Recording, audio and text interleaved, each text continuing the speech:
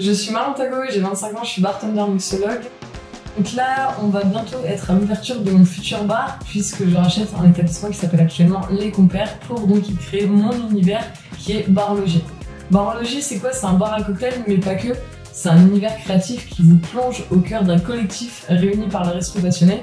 Et donc vous y retrouverez des masterclass, des ateliers cocktails, des dégustations. Enfin, c'est vraiment un lieu de vie, un espace d'accueil pour relancer en fait la fonction sociale des bars. Donc nous, on a une grosse mise en avant sur le Nolo.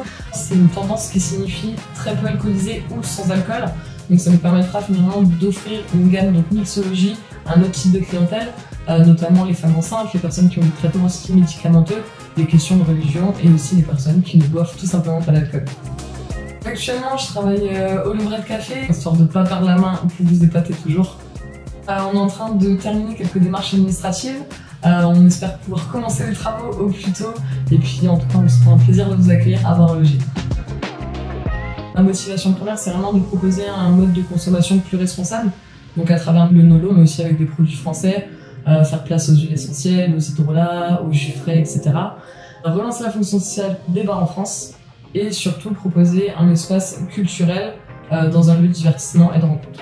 Quand on regarde un petit peu de plus près les chiffres, en 1900 finalement il y avait 500 000 bars et cafés en France, alors qu'on était quasiment moitié de la population. Aujourd'hui on est en 2024, il nous reste 125 000 licences 4 sur le marché.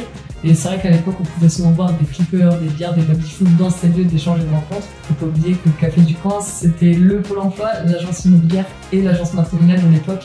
Donc je pense qu'il y a un réel intérêt à garder ces lieux de vie dans notre patrimoine. Au niveau des tendances cocktails, on a pu voir que ça a pris un grand essor en France quand même depuis ces 5 dernières années, je dirais. Mais on n'a pas accès dans toutes les villes. Donc moi le but c'est vraiment de pouvoir proposer aujourd'hui des cocktails dans des villes de province telles que Bourges. Pour moi l'entrepreneuriat, c'est aussi le fait de découvrir quelque chose de nouveau. Je suis quelqu'un qui aime apprendre, qui apprend aussi beaucoup à travers les autres.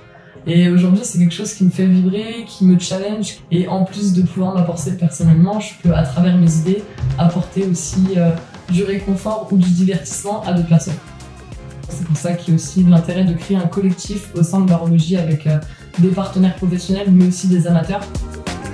Bar Logis, finalement, c'est le résultat de mes 8 dernières années de travail, des saisons, du temps plein, des réseaux sociaux aussi, suite à la période de Covid, là où j'ai commencé à faire des petites vidéos sur les réseaux sociaux.